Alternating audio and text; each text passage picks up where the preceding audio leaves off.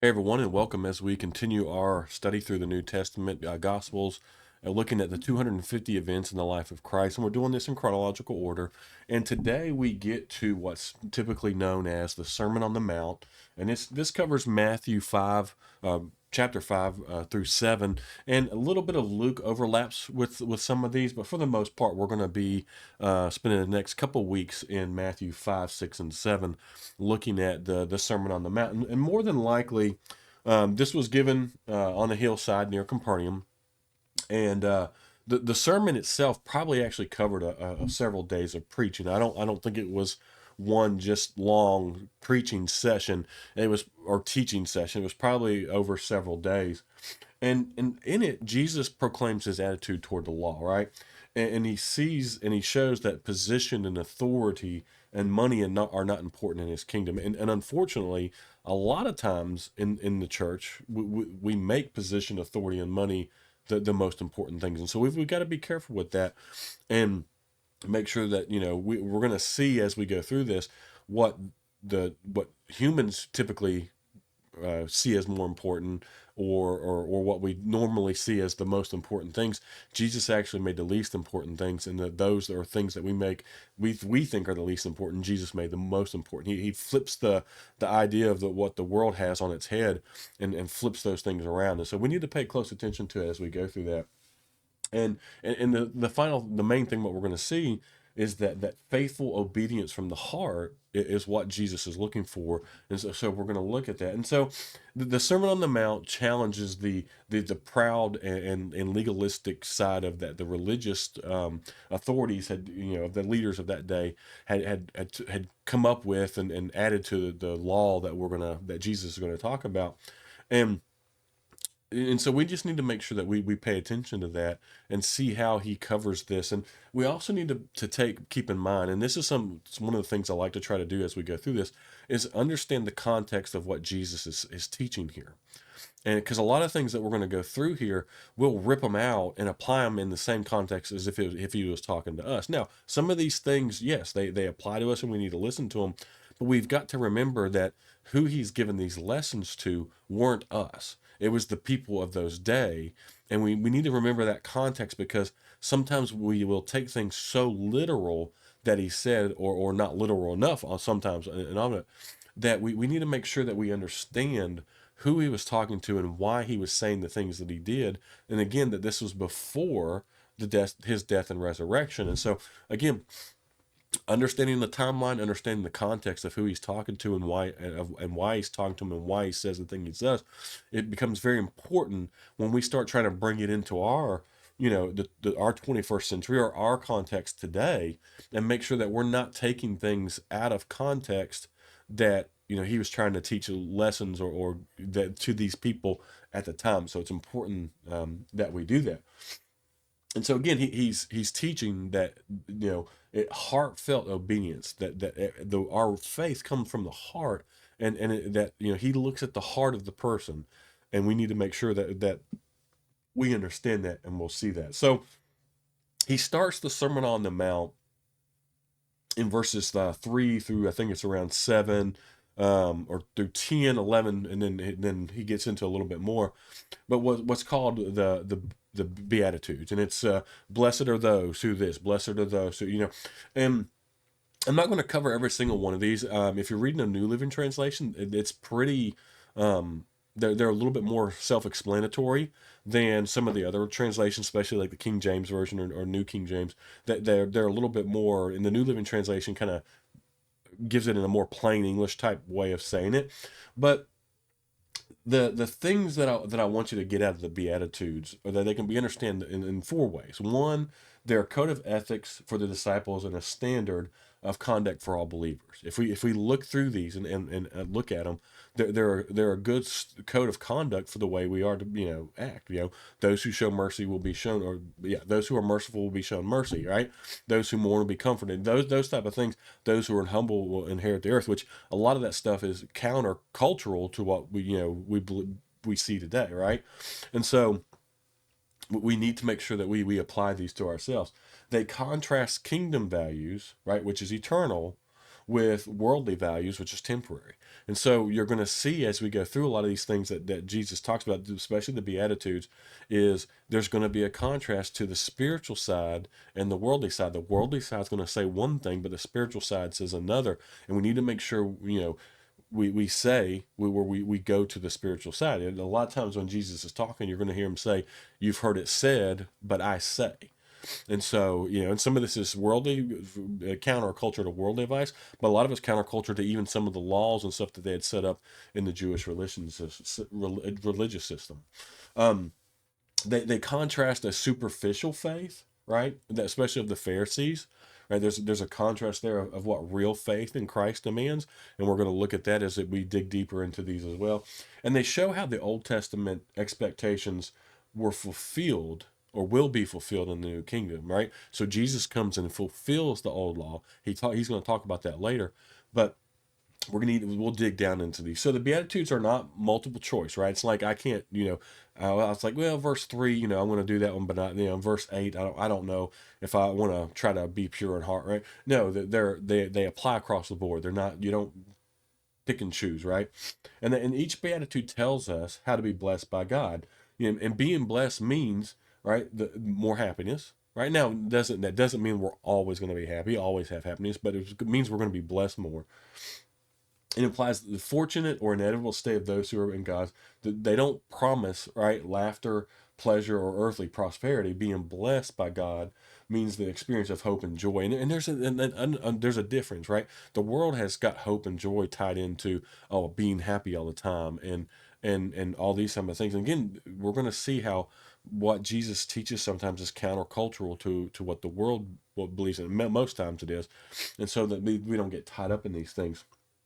And so the idea here is to find hope and joy. The deepest form of happiness, right, is following Jesus no matter the cost. And that's going to be the interesting thing because you're going to see how he talks about all these blessed things. And then he finishes it. And we'll see that in verse 11 and 12 with about being blessed when you're persecuted, right? And so it's like, well, wait a minute, you're talking about all these, we're going to be blessed, we're going to be, and so nothing bad should happen. And that's, there's people out there who teach a prosperity type of Christianity where it's like, oh, well, if you have true faith and you've truly followed God, then everything's going to be hunky dory and everything's going to be perfect. And that's, Jesus never teaches that. And so we need to make sure we're in fact, and this is sometimes not a popular thing, but following Jesus many times is going to be harder and sometimes in the end make your life not as easy because you are following Jesus. And so we've got to make sure we set that expectation. Jesus set that expectation. We need to make sure we don't give a false sense to people when they're coming to Christ and saying, "Oh, well, everything's going to be perfect. Everything's going to be great." It's not true. And not to say it's not good and we don't enjoy Christianity and there's not a blessing that comes for that, but it's not this perfect thing that happens where money just falls in your lap and your dog never gets sick and all that kind of stuff. That's just not the way it works. And so we're going to look at that as we go through. And so when Jesus announces that the kingdom was near, and he says that in Matthew 4:17, right? People were naturally, again, asking questions like, how do I qualify to be in God's kingdom? And so they were asking these type of questions. And so he points out that that his kingdom is organized a lot differently than worldly kingdoms, right? In kingdom of heaven, wealth and power and authority are unimportant. We need to remember that, right? We've got to remember that because I see so many times in many churches where it becomes about wealth, money, power, and authority, right? And people get stuck on that thing, and then they put people or they put themselves in positions of authority, and it's like you've got to do whatever that person says to do, and that's nowhere, that's not biblical, right? We never see that. That is not a biblical sense of authority. That's not a biblical sense of how the church is supposed to work. And so if you see people who are actively going after power, actively going after authority in the church, then that should throw up a bunch of red flags for you, because Jesus says it's going to be the opposite, right? The true leaders, the true people who are to be the leaders in your church should be going the exact opposite way. They should be the ones washing people's feet, right? They should be the ones getting dirty. They should be the ones in the mud and in the work, not those going after trying to put themselves up in higher positions of power. If you see people doing that, then that should throw up some red flags, and that you should be very concerned about that and really pay attention to what's going on there, because typically when something like that happens, there's an ulterior motive there, and it's not good, and it's damaging to the church. We're seeing that a lot. We're seeing a lot of people walk away from the church because of those very things: abuse in positions of authority, abuse in positions of leadership, because we haven't looked at it correctly, and we haven't looked at what true church leadership should look like and understand what that should truly look like. And it was the attitude of someone who is a shepherd, a servant, someone who's a servant, not someone in a position of authority. Authority was never in the mind of Christ when he talked about people who were in leadership in the church. The authority was never a thing, and we'll look at that as we continue to go on. And so I just wanted to throw that out there, because God's kingdom, his church should look a lot different than the world. And too often we've tried to mirror the church like the world in aspects of making them look like businesses and that type of thing, or mirror the things that the world's doing to try to attract people. And I think in the end that's hurt us more than it's helped us. And we'll look at some of that. And so we see in verse, especially verses 3 through 5, when we start into the Beatitudes here, he begins this sermon with words that seem contradictory to each other, right? But God's way of living is contradictory, and we're going to see this like in the world, in our worldly mind or our worldly mindset. It doesn't make sense. It's like it doesn't make sense. Well, this seems to be the opposite of the case, right? This doesn't seem to be the right, but in God's kingdom it will be, and we'll see that. And he's saying, if you want to live for God, you must be ready to say and do things that seem strange to the world, right? If you've talked to anyone who's not a Christian, they're going to look at you like you're weird. Now, sometimes it's because we are acting weird, and we gotta be careful with that, right? There's some things where we've got to be self-aware with stuff, and sometimes we get caught up in our church talk and different things like that, and we kind of come off a little strange and odd. But there's other times where just by living like Christ asks us to live, that's going to come off as weird to people. I mean, for example, like you do, if you've ever really, I've seen this happen before. If you've ever helped someone free with no cost, like someone who's not used to that, they look at you suspicious. Or like, there's something up here, because why is this person helping me with no strings attached? That's not how they've never seen that. It's like, oh, wow, you're doing this for free. You're doing this just, out of the kindness of your heart. And so they get suspicious. So again, you're going to see things like that where it seems weird. It seems strange to the world that we would behave like that. And so the other thing too is that and this is an important one, is that he focuses on too that we've got to learn to give up our own rights in order to serve others. And this is another thing that we've kind of lost the meaning of. So often I hear in the church was, well, this is my right, right? It's my constitutional right sometimes, right? They lift their constitutional rights over what the Bible says to do. And so we've got to make sure that we are not getting caught up in things that Jesus, and later on Paul talks about how we've got to learn to give up our rights, right? What we think we're owed, or what we think we have the freedom to do, sometimes we have to give that up in order to serve others, right? And so one day you'll receive everything God has in store for you. And so we got to learn to temporarily give up our rights in order to get everything in the end. And that once we realize what we're giving up is not as important as what we're going to get in the end, that'll be so much more worth it when we look at that. And so I just think I encourage you to look at this through a different lens. As one of the things I always try to tell people to do is, like, come at this, pretend like you've never learned anything about the Bible before, right? And drop it all, and then pick up some of the pieces as you go along, because it will be a refresher in your mind. It'd be so refreshing when you kind of drop a lot of the things you think and not to say that some of them aren't right, but to pick it up in a kind of a new mindset, or a new fresh mindset, and look at it through the lens of someone who is a Jew in the first century when Jesus would come, and the things that they were dealing with, and look at it from that perspective. And it's like it has a different meaning to it.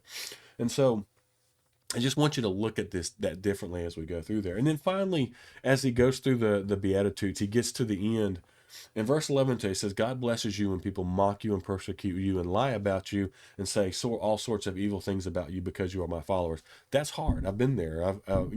Unfortunately, I've been there in the instance where it's not the world, it's people in the church who've done this, But the thing is, Bible says this is going to happen, right? When you're following Jesus, when you're following what he wants you to do, what he's called you to do, there's going to be people that call you out for it. There's going to be people that make fun of you for it. There's going to be people who say things that aren't true about you, and you just got to learn to move on and say, you know what, this is part of following Christ. This is part of doing what he wants us to do. And he says in verse 12, right? My reaction is if someone does that, well, I got to get even, right? I get even. I'm going to go take care of that. He says, be happy about it. Be very glad. For a great reward awaits you in heaven. And remember, the ancient prophets were persecuted in the same way. And so it's countercultural. It's countercultural, right? Everything we're taught is if someone makes fun of you, someone talks bad about you, then you need to do something, talk bad about them back, go get even, right? I said, no, just be happy about it because you're going to be greatly rewarded in the end for doing what I've called you to do. And then he reminds them that even the ancient prophets were persecuted. And so I think there's about four reasons why he says to be happy for, right? Persecution can be good because one, it takes our eyes off earthly rewards. It reminds us that we're not doing this for anything that we're going to have in earth. In the end, it's all gone anyways, right? It strips away any superficial belief, right? You start truly doing what God calls you to do, it's gonna really, you're gonna see the superficial fall away real quick. And you'll see those who are superficial, right? And Christians in name only or something like that, you'll see that. And you'll see that superficialness fall away. It strengthens the faith of those who endure. If you are mocked, if you are made fun of, if you have to go through some kind of persecution, it's going to strengthen you in the end as you come through it. And our attitude through it serves as an example for others to follow, right? They see you go through something like that, like, man, that guy really or that girl really is faithful. Look at them, and look at them holding up to all this, people making fun of him, people saying that, lies about him, or people or her, people doing, these type of things, and they see you come through that. I mean, that's really going to be that's, I think, this is the example we see is people are going to look up to that and say, hey, look at that person, look at their faith. They have a faith that the faith they have in that person must be a genuine person, because if this was all fake, then that person wouldn't be willing to go through that for a fake person. So I think we're see that. And so then he continues to say, hey, look, be comforted, because even the greatest prophets, right? When you read the Old Testament, where you go through the Old Testament, we see Elijah, Jeremiah, Daniel, there's a bunch more. They were persecuted and they were killed for doing what Jesus said to do. So the fact that we're being persecuted proves in many ways that we are being faithful, right? If your Christian walk's easy, right, and it's not really challenging, and the world's not bumping up against you or anything like that, then, or maybe the Pharisee people that aren't bumping up against you, then I don't. You need to look at your Christian faith, because Jesus says, look, if you're truly following me, you're going to have this problem, right? This is going to happen. And so if your Christianity is easy, then, and it's not challenging, and it's just you breeze through it every day, then you might want to take a second look at that. Again, I'm not saying that that's wrong for everyone, but the theme of the Bible, the theme of Jesus' teaching, is that it was not going to be easy. It was going to be hard, and so we need to make sure we pay attention to that, and we also need to make sure we don't look for something that is easy, because a lot of times we look for that easy version of Christianity, right? The comfortable version of Christianity, and we need to make sure we don't get caught up in trying to look for that, because then that's not what God calls us to do. What God calls us to be as Christians is something that's challenging, is hard, is something that's going to have pushback, something that's going to be challenged by other people. Your good says it's going to be, the people are going to persecute you and mock you and lie about you. And so that's hard. We don't want that to happen. But if we're stepping out on our faith and doing what God asks us to, then more than likely that's going to happen. So I know this is a little bit longer introduction into to this, but this is a really long sermon. Like I said, it more than likely took over a couple days for him to get through this and through these teachings. And so we're going to spend. I want to go into the detail of this because these are very important, because we've pulled a lot of theological stuff out of here. Some of it I think very good. Some of it I think we've misconstrued a little bit or applied in such a way that it wasn't intended for us.